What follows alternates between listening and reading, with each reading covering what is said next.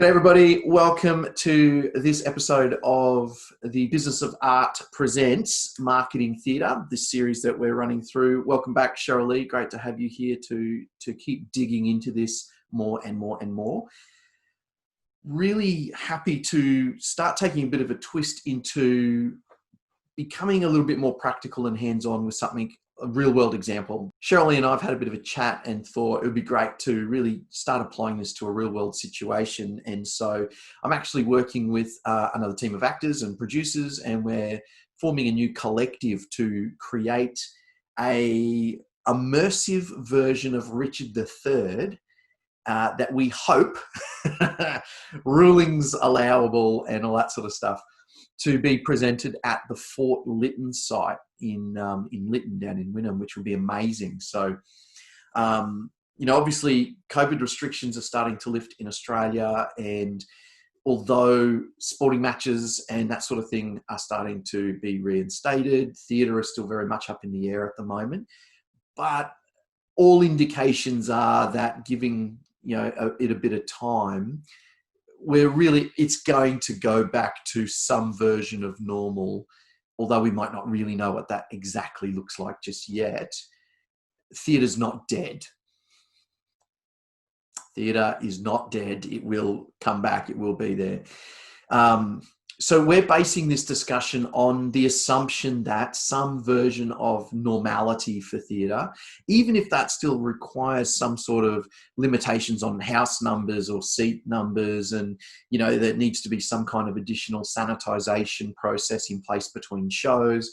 All of that is kind of things that need to be dealt with later. That's a problem for then. What we can start to do now is still really talk about what it means to start from zero. So this collective that I'm a part of is brand new. So a bunch of really experienced actors. Some of us are experienced producers as well, looking to create this show. So we've come together off the back of working together in other shows and went, let's actually make something that's really cool and very site specific to that space, because it is an amazing space. Do you know the space? I haven't been there for a long time, but it's close to home. Yeah. It's a fantastic, approach to creating something unique.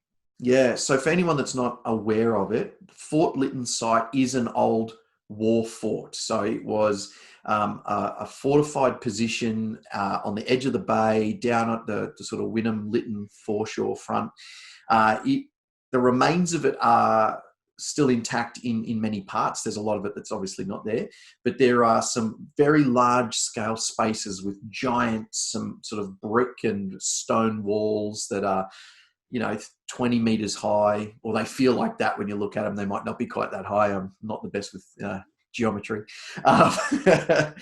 But there's lots of tight, narrow corridors and small rooms and little ammunition storerooms and that sort of thing. And so there's this real rabbit warren of spaces that people can get in and around.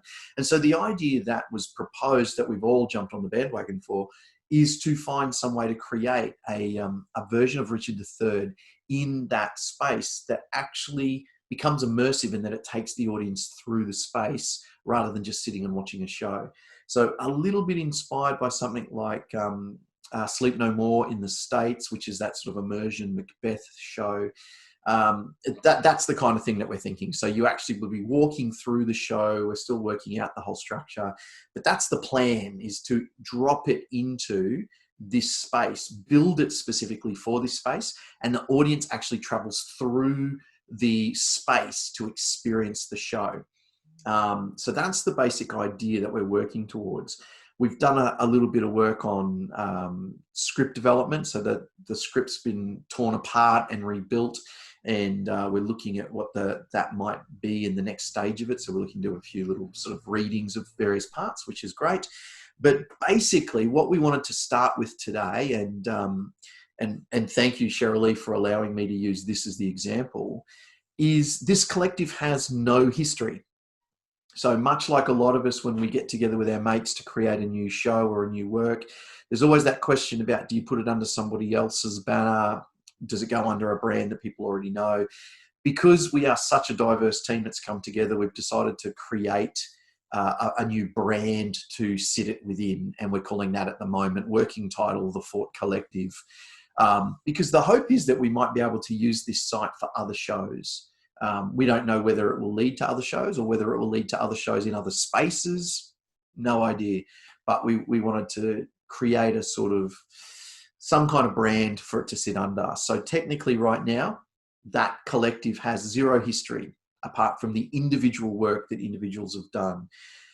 So we need to obviously start communicating and start building trust and start letting people know, A, that we exist and what the idea is. And that's really where that session comes to today, is to start the discussion around, from a strategy point of view, I guess, Sherryl-Lee, would that be more, we're really talking strategy today around that?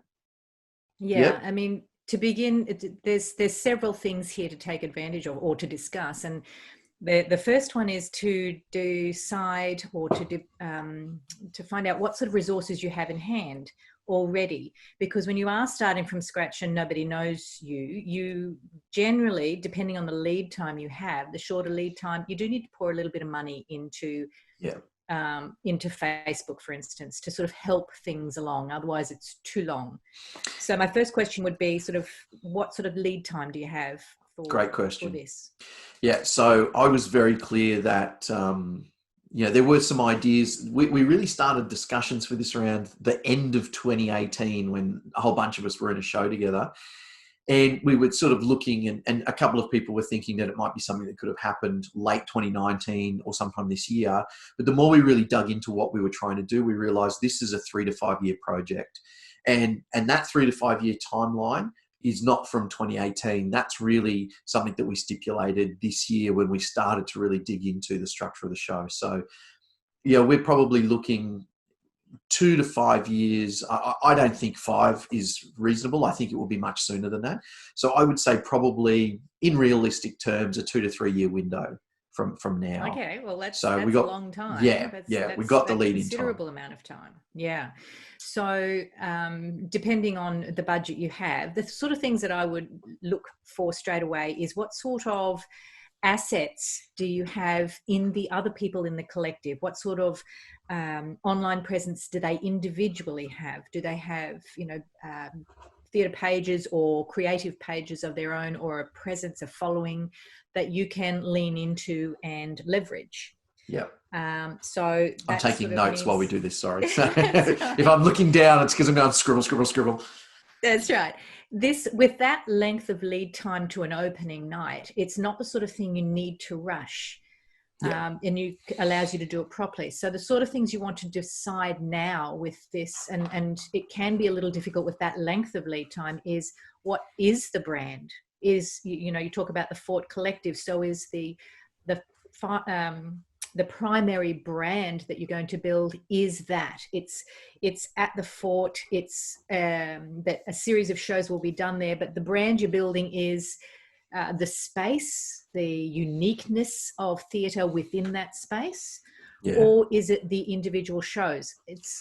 I don't recommend going for the individual shows, because you build a whole lot of presence for a show and the show's finished and the presence is gone. Yeah, and that's a really good point. And we've talked about that. That was literally one of the questions I almost asked word for word is, what do we think this will look like as a team after we do this show? We really need to, is it going to continue to be a team that creates immersive theatre? Is it just a team that creates site-specific work? What does that look like? And in all honesty, nobody knows yet. We don't really know. Okay. But so that means, keep going. Yeah, I think the feeling is that there is a feeling that people are interested in continuing working together as a collective, which is cool. It will be something that is attached to other work that other people do. So this won't be something that everybody commits 100% of their time to. This will be one of the aspects of projects that they do. So the Fort Collective came about as an idea because even if we were to take things away from the Fort as a site-specific location, it's still a cool enough name that you can build something around, and it will stand alone by itself. So from that point of view, there was a few names batted around, and we settled on that one because it could be something that is easily used away from that site and still have an image and a brand and a feeling of its own that, you know, whether you look at Fort as as something that's, you know, grand and you know, giant, or whether it's, you know, I don't know, whatever else that could mean to you, or if it's just, you know, an image of something, because in reality it doesn't matter what it is, it's about the reputation you build around it. So yeah, at this stage, what that leads to, still a little unclear. And that's, from a brand perspective, that doesn't matter. Because if you build it as the Fort Collective, it doesn't matter who's part of that collective, because the journey over that length of time of people coming and going, that journey is part of your story. So that's part of your relationship building, allowing your audience in to walk along that journey with you. So the brand being the Fort Collective, it's an entity rather than a group of people, an individual, or a show. Yes. So that's sort of like the umbrella over everything else. If that is the one stable element of your brand, the Fort Collective, what that means underneath can be a series of things that go horizontal, and it doesn't matter. They can change, but the Fort Collective as a brand remains the same. So it's deciding whether that is just a visual brand that will have a value on its own, as to it doesn't have to be, as you said before, site specific to the fort, the Lytton Fort, but it can be the story of what brought you together, your individual love of immersive theatre. You decide that it's more of an esoteric, more of a concept is the brand, rather than people, place, or show. And then I you can like do that. anything you like over time. Yeah. I think that's for me, when we were really talking about it, I was really pushing a similar ideal that, you know, because we don't know what the next show could be, we don't want to lock ourselves into something that says it's the immersive collective, or it's, you know, the Shakespeare collective, because we all come at it from a love of Shakespeare as actually what brought us together. And the idea of taking a Shakespeare show, and two of the team actually work at Fort Lytton, and they've been wanting to do a massive scale show there for a long time. So that's really where that combination of idea came from.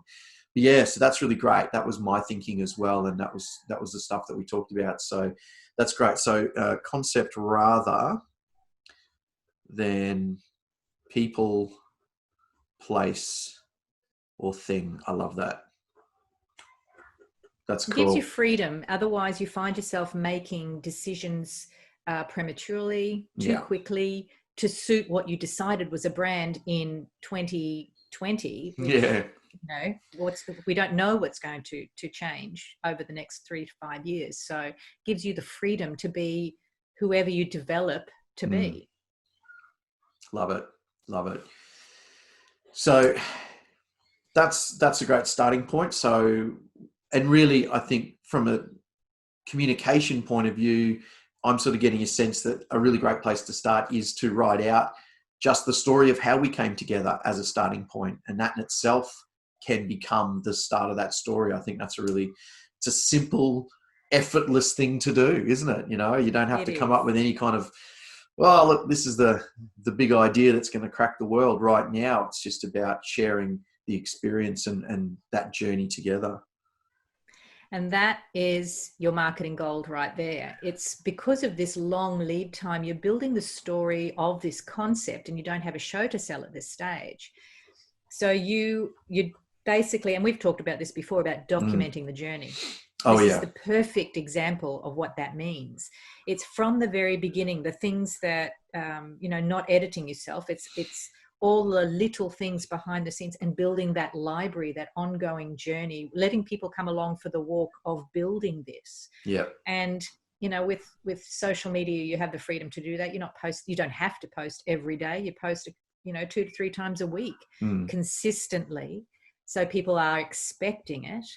There's the occasional bit of PR. You don't need that all the time, but it's a wonderful story for the press. Occasionally, you've got the local sort of aspect. You've got the parts and members of the collective who work at the fort. All those wonderful elements of story that occasionally drip feed the story to followers and build that along. The one element that with this long lead time, you could do it organically on social media. I would recommend in the early days just dropping some money into sharing or awareness, brand awareness of the page itself. When people, like within a post, do a great video that just tells your story and join, something that builds excitement. I mean, the way you described it at the beginning, the excitement that came from you is exactly what you want. Yeah. Something that, Great. shares the excitement of the future. We don't know what it will be, but we'd love you to come along for the journey. That video, and making it video, goes onto a post, you boost that or build an ad for that just shares awareness. When people like the video, you go in and you invite them to like the page every single time. If you ask them, the little invite button when you click on the vanity metrics of a post, invite them, and more often than not you get a high proportion. And just give it a bit of a boost with that little bit of money. It does make a difference in the beginning when you're going from nothing. And obviously making sure that your brand visuals are spot on.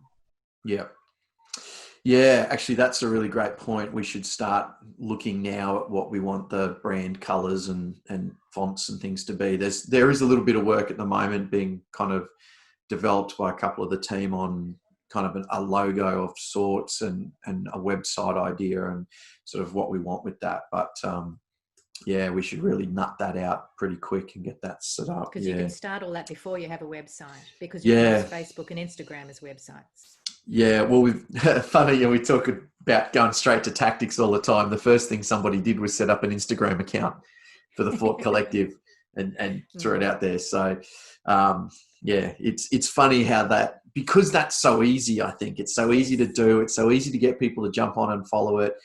And a couple of those, couple of the guys in the team have been sharing some just photos and related imagery around Richard III himself and stuff from Period and images of the fort. I did actually, when we first went in and did a site inspection as a team, I actually videoed that site inspection and compiled a little like 1.5 2-minute video of us doing that site inspection. So that's going out on that as well. So we've been documenting some stuff along the way, which has already been useful.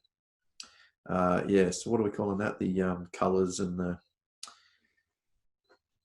fonts. Should really look at that for the branding.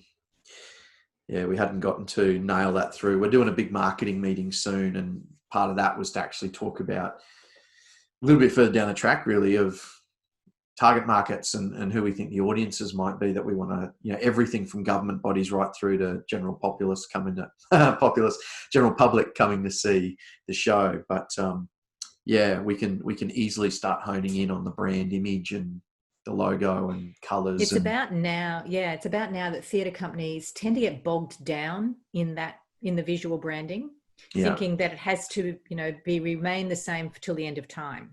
Visual brands evolve. And I've learned over the years that establishing a new brand for a company, the simpler the better. Striking, lots of space, nothing fussy, allows you to make an impact on the existing landscape of social media. It makes it dead easy, no matter where it's going, no matter what platform, offline, online, print, easier to use because the brand evolves, especially over 3 to 5 years. That's to really evolve. And then the story of that evolution, if you don't ever feel locked into it, because unless it's a super major change, and even if it is a super major change, there's a marketing launch in itself. There's a story in itself. Everything is the journey. That's right. Yeah, that's great. Yeah, it's a really good point, and it's interesting just to touch on that logo stuff. Just to share for anybody else that's sort of watching and listening, just a little tip from Chris. I think his name is Chris Doe. He's got a business called The Future. So he's a graphic design business, and amazing guy. Some incredible stuff on YouTube. He actually recommends to start designing a logo in black and white, because all too often it has to go into, print that's black and white print and that sort of stuff. And so he always recommends to always start your logo from black and white and then work out where you want the color later, because you want to make sure it still translates in black, white and gray for different print materials like programs and letters and things like that. So that's great. I always have a dark and a light version of the same logo. Yeah, doesn't it's matter, if it's overlays, whatever. It's, the consistency is in the font and in the color palette, but I always yeah, have the dark and light, so it always looks schmick no matter where you use it. yeah.